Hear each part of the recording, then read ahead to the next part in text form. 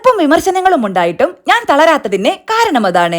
ഉണ്ണി മുകുന്ദന്റെ വിജയങ്ങൾക്കും ഈ നിലനിൽപ്പിനും പിന്നിൽ അർഹിക്കാത്ത വെറുപ്പും വിമർശനങ്ങളുമാണ് ഉണ്ണി മുകുന്ദന് കേൾക്കേണ്ടി വന്നത് എന്ന് മാർക്കോയുടെ വിജയത്തിന് ശേഷം ചില സിനിമാ സുഹൃത്തുക്കൾ പറഞ്ഞിരുന്നു.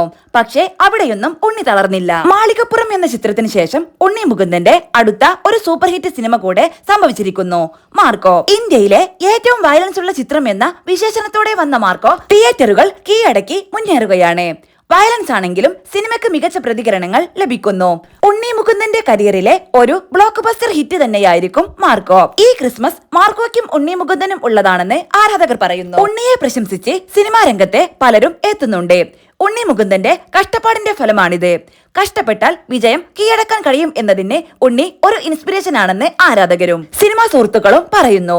പലപ്പോഴും സോഷ്യൽ മീഡിയയിലും വ്യക്തി ജീവിതത്തിലും ഒരുപാട് വിമർശനങ്ങളും വെറുപ്പും നേടിയിട്ടുള്ള നടനാണ് ഉണ്ണി. മസിലളിയൻ, സ്റ്റെപ്പിനി എന്നൊക്കെ വിളിച്ച് കളിയാക്കുന്നവരുമുണ്ട്. മസിൽ പെരുപ്പിക്കാനല്ലാതെ അഭിനയിക്കാൻ അറിയില്ല എന്ന് പറഞ്ഞവർക്ക് മുന്നിൽ ഇതിനോടകം മേപ്പടിയാനും മാളികപ്പുറവുമൊക്കെ ഉണ്ണി നൽകി കഴിഞ്ഞതാണ്.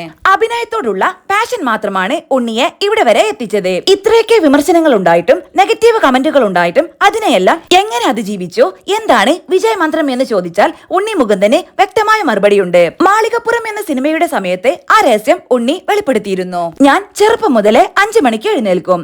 അമ്മ വെളുപ്പിന് 4:30 ഉണർന്നാൽ ഞാൻ 5 മണിയാവുമ്പോഴേക്കും ഉണരും.